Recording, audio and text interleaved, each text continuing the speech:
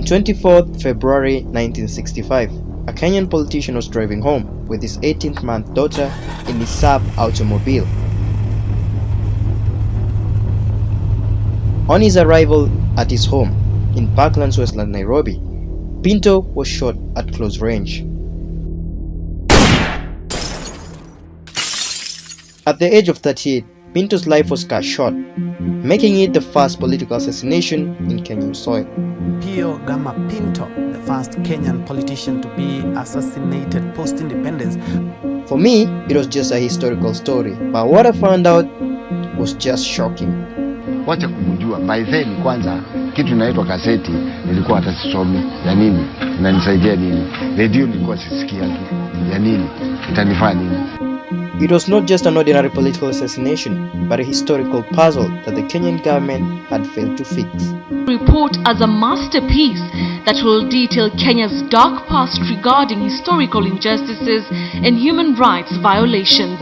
Who killed Pio Gama Pinto?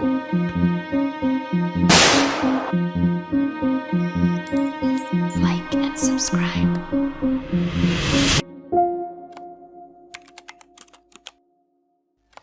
In Nairobi on 31st 1922, Pio Gama Pinto was born to a Goan family. He was raised in Nairobi till the age of 8, where Pinto was sent to India for education, and he spent 9 years in India learning. After completing his studies, he worked for a while for the Indian Air Force and later as a clerk for the Post and Telegraph Company in Bombay, now Mumbai. It was at this specific period of time that Pinto's radical ideas began to take shape.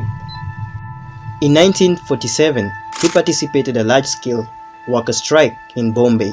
The scene is Bombay, normally one of the busiest cities in India. Our pictures, taken on the 29th of December, clearly show what the place looked like during the token one-day general strike. Workers of about 60 different unions, involving most public services, had decided on the strike in protest against what they described as the inefficiency of the existing machinery of arbitration and the general unsatisfactory labour policy of the government of Bombay. Fearing his arrest, he returned to Kenya and joined the East African Indian National Congress as an executive officer. During 1949, when he returned to Kenya and after succession of clerical jobs, Pinto immersed himself into Kenyan political field with the aim of overthrowing the British colonial rule in Kenya. The East Africa Indian National Congress became a crucial tool that also support for the independence among the South Asian community in Kenya. Apart from fighting for the liberation of Kenya, Pio Gama Pinto had other skills. He turned into journalism and managed to write for the Colonial Time, Daily Chronicles, and the Uzwood. His influence grew in 1952 and Pio Gama Pinto became a regular contributor to international services for All India Radio. He came up with a popular anti-colonial program named the Goan Newsletter. From there, he made friends with some British anti-colonial activists who were independent labor, MP Fena Brockway, and some other activists who had the same goal of liberating Kenya from the British. They became good influence and soon they became a voice that informed the world press of political developments in Kenya. However, his fight for Kenyan liberation would turn sour as it attracted attention of Kenya colonial authorities. In 1954, just 5 months after his marriage to Emma Diaz, Pinto was rounded up in the notorious Operation Anvil.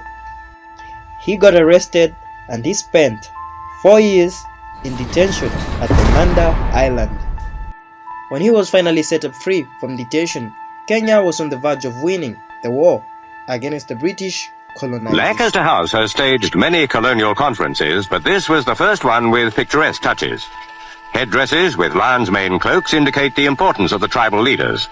The conference discussed the future of Kenya. Jomo Kenyatta, perhaps the outstanding African in his country, desires a central government. Mr. Ngala, his chief opponent, prefers a federation of regions not dominated by the Kikuyu tribe. The present governor is Sir Patrick Renison. He and others became key founders of KANU, the party that freed Kenyans from the colonizers. By then, KANU did not allow non-Africans in their party, but Pinto was still pushing his radical ideas, which gave birth to the newspaper of Sauti ya KANU and Pan-African Press, which he became director and secretary. Being blocked out from politics, he formed this party, which was Kenya Freedom Party, that was multiracial and socialist organization. When KANU finally allowed non-Africans to join the party, Pio Gama Pinto played a crucial role in campaigning for KANU in 1961 election, which the party emerged victorious.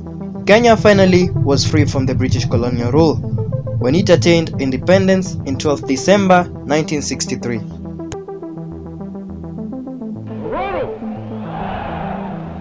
I, Jomo Kenyatta, being chosen and admitted to the cabinet in Kenya, do swear. Pinto was now having the best days of his life as he enjoyed for what he had fought for. In 1963, he was elected as a member of Central Legislative Assembly, which he served till July 1964, when he was appointed as the electoral member of House of Representatives. Pinto's political success came as a result of state connection. He was not just an ordinary politician, as he rolled back then with big names like Jomo Kenyatta, Tom Mboya, and Jaramogi Oginga Odinga. Pinto was a true socialist, and he wanted to build a society where difference in wealth would never limit the poor. He vouched for free rent control, free health services, and free education. He was opposed by few individuals who had big wealth, but he had a quite strong grip on his socialist idea. One of the critical concerns Pinto was fighting was the land allocation that was retrieved from the colonial masters. His fears were the peasants would suffer under the new African ruling leaders. This stood against everything he had fought for.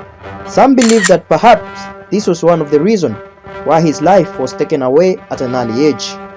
His socialist drive was not only felt in Kenya, but also in Mozambique, where he worked with an anti-colonial group called the Frelimo to free Mozambique from the Portuguese rule. Basically, his own vision was a good and equal life for a black man, which somehow had close similarities with what Malcolm X was fighting in the United States.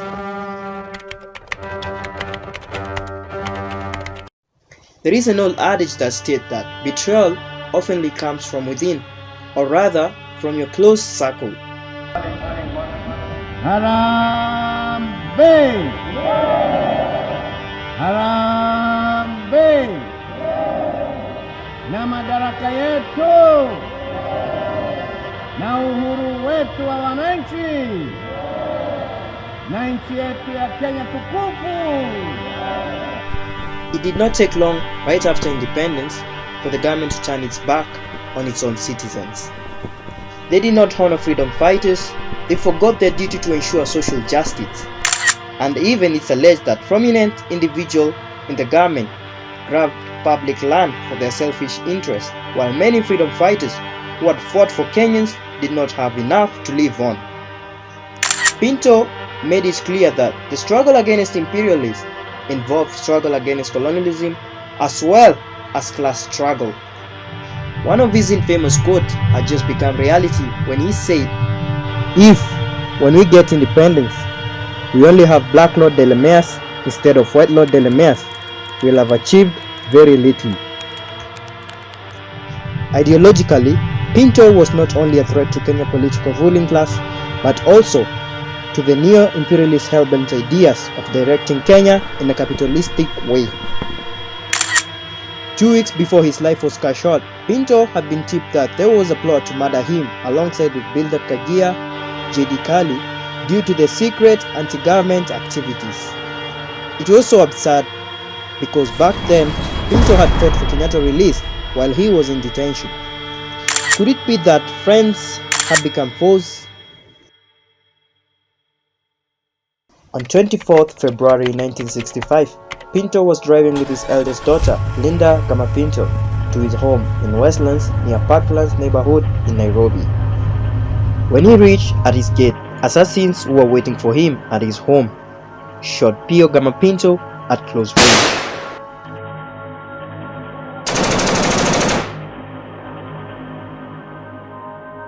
At the age of 38, Pinto's life was cut short.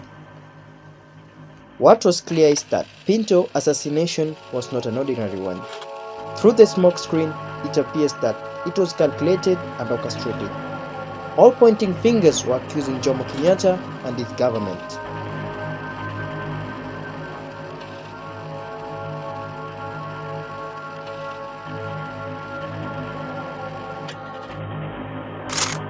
Achieng Aneko, when he got the news about Pinto assassination, he complained, quoting these infamous words: "No, no, no. Kenyatta must explain his death." Kenya's second Vice President, Joseph Murumbi, who was also Pinto's close ally, could not control his emotion and was in tears, reminding people that Pinto was the one who made him join politics. When investigations were underway, 3 men became a person of interest in connection with the murder of Pio Gama Pinto: Kisilu Mutua, Chegithuo, and Ochola Makanyengo. All were arrested on the day of the murder by the CID with information stating that Makanyengo had the 2 gunmen to scare Pinto because he interfered with Makanyengo's union, which was known as the Kenya Petroleum Oil Workers Union. Makanyengo was the Secretary General of the Kenya Petroleum Union, while the 2 others were just ordinary Kenyan citizens. There was a little bit of circus show on their arrest. During the police lineup, it's alleged that the 2 accused gentlemen stated that Makanyengo resembled the man who hired them, but he was not the actual culprit. After the court heard the case, Makanyengo was cleared and released of any involvement in the crime. Chegithuo was acquitted. However, Kisilu Mutua was given the death sentence penalty. The case was done in a haste and the ruling was somehow justice not served. Watching from the sideshow, you could feel that something was not adding up. Kisilu's sentence was later reduced to life in prison after an appeal. He later served 35 years in prison and was later released after he was pardoned by the late President Daniel Arap Moi. On his release, Kisilu Mutua stated that he was innocent and he called for thorough investigation to identify the real killers who assassinated Pinto.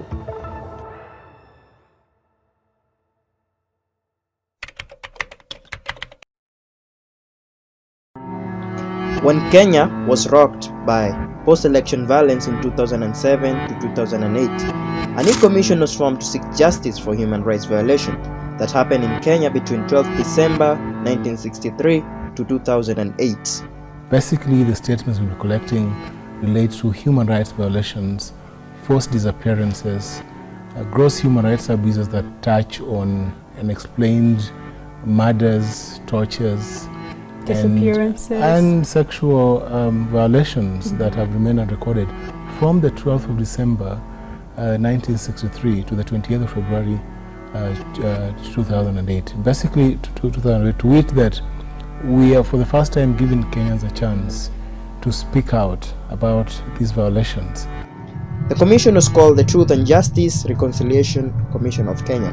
They tried to dive deep on the Pio Gama Pinto assassination, and the findings were shocking.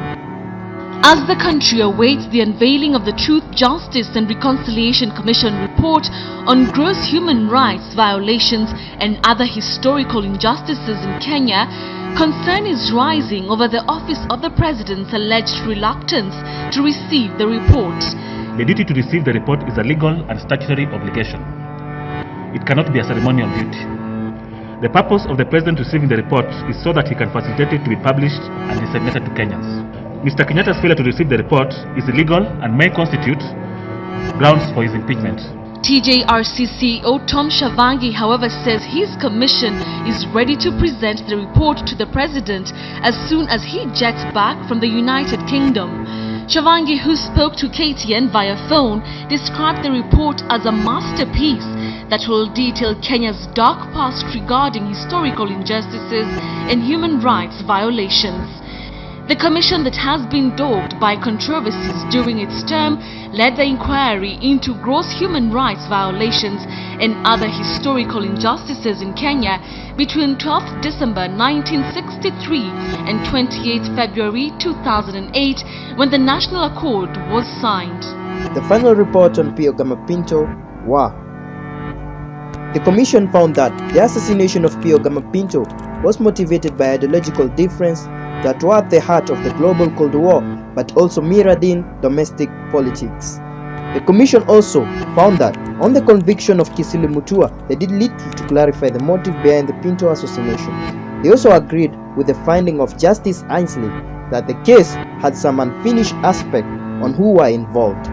They also found that Kisilu, Chegethuo, and the third unidentified man were used as scapegoat to divert attention from the real killers.